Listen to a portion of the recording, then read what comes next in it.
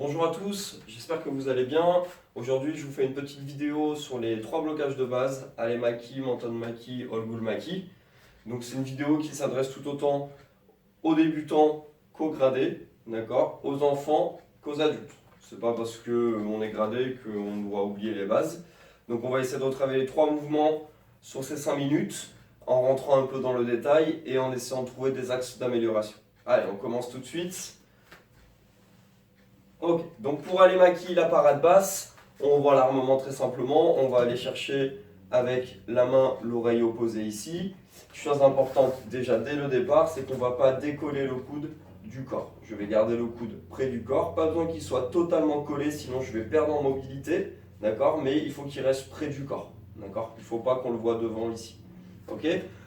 Première chose, donc c'est ça. Deuxième chose, on va bien monter. Souvent, on a tendance à voir des ale-maki qui s'arrêtent au niveau du pectoral, alors qu'il faut vraiment aller le chercher au niveau de l'oreille. Deuxième main, on va la mettre en dessous, ici, paume de main vers le bas. D'accord? Pour quand on va ranger la main, travailler la rotation.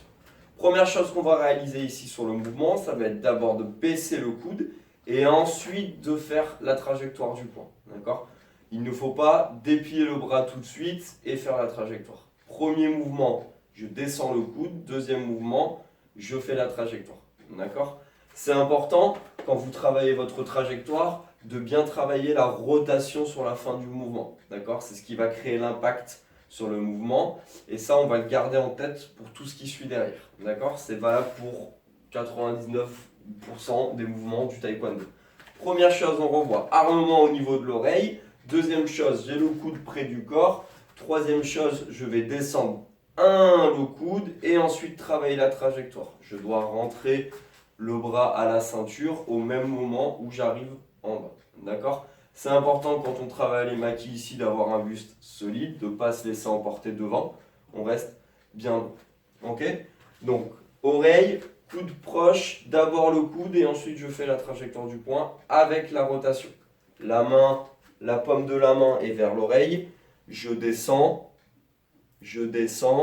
j'ai toujours la paume de la main vers moi et au dernier moment, je viens tourner pour le blocage. Ok?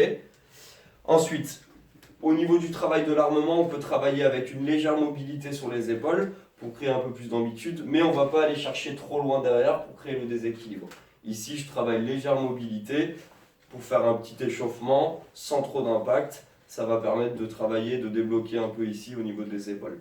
Pour les gradés, on vient travailler également avec la hanche. Au moment de l'armement, j'engage la hanche et derrière, boum, je vais venir frapper. Vous avez vu ma ceinture ici, elle a légèrement bougé. C'est un critère pour vous. Si vous frappez ici, que votre ceinture ne bouge pas du tout, c'est que vous ne vous servez pas de vos hanches. Si au contraire, quand vous frappez, vous voyez la ceinture qui bascule, c'est qu'il y a un travail de hanche. Donc ça peut être un repère pour vous. Très bien pour aller maki. Deuxième blocage, on va faire menton-maki, parade moyenne. Donc dans un premier temps, on travaille également l'armement. On va venir mettre le bras sur le côté. On a souvent tendance, quand on est débutant, à vouloir faire ici une hyper extension de l'épaule. C'est pas utile parce que l'amplitude qu'on va créer ici, elle va nous faire perdre en énergie quand on va devoir revenir pour bloquer. Donc on lève le bras naturellement. Si je me mets de profil, il est de côté et on va légèrement tirer l'épaule en arrière, d'accord, pour créer un peu la tension et ça va permettre aussi de travailler la mobilité. Dans un premier temps, la paume de ma main est toujours tournée vers l'extérieur. Je vais ramener le coude en premier. Je ramène le coude.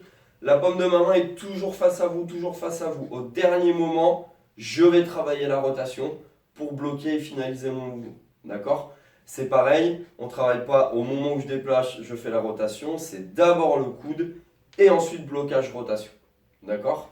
Et ici, on peut également, comme on faisait avec Ale-Maki, travailler avec un peu plus d'amplitude pour s'habituer sur le mouvement ici des épaules. Super important, vous nous entendez souvent dire relâche tes épaules, relâche tes épaules, relâche tes épaules.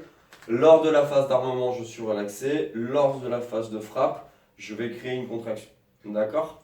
On n'oublie pas coude, rotation à la fin, super important. Et bien évidemment, le bras qui se range à la ceinture, toujours important. 1. Et on peut travailler plusieurs mouvements ici. Les gradés, c'est pareil. On peut faire le travail avec la hanche. Travail de la hanche ici. Quand je frappe, on essaie de voir la hanche bouger. Il ne faut pas que ça vous crée un déséquilibre. Si vous travaillez ici je me mets de profil, que vous travaillez ici et qu'on voit quelque chose comme ça, c'est pas bon. On garde le buste stable, ça nous empêche pas de travailler avec la hanche. Armement, je tire légèrement vers l'arrière, mais pas trop, sinon je vais perdre en puissance. Et travailler avec la hanche, jambe stable, buste stable. Très bien. Troisième mouvement, All Bull Maki. Donc au niveau de l'armement, je vais mettre le bras en haut, le pouce contre l'épaule. Le bras en bas, le petit doigt sur la ceinture, je ferme les poings. Là, si j'ouvre les mains, elles sont face à face. Très bien. Le bras du bas, c'est d'abord le poing qui va passer en premier. Et ensuite, je vais monter le coude pour finir avec la rotation. D'accord? Ce n'est pas le bras qui va monter et tourner tout en même temps. Je vais d'abord armer le poing, puis engager le coude et travailler la rotation ici. Ok? On tire bien le coude à l'arrière. Au niveau du travail d'amplitude, on peut également toujours travailler avec un mouvement pour pouvoir engager la hanche et venir frapper avec un coup de hanche ici. Mais au niveau de la trajectoire, on n'oublie pas d'abord le poing, puis la rotation pour le coude à la fin. Ok? Et ensuite, on peut travailler de l'autre côté. 1, 2. Pouce sur l'épaule, petit doigt sur la ceinture, je monte, je frappe. J'arme, coude près du corps, traverse, poing, frappe. Et là, on fait un blocage net quand on travaille. Voilà, petite vidéo pour rappeler un peu les bases sur les 3 blocages. Le passage de garde approche, continuez de vous entraîner, révisez bien votre vocabulaire, faites tout ce que vous pouvez faire à la maison au mieux. Et nous, on est là pour vous. Merci à vous, passez une bonne fin de journée, au revoir.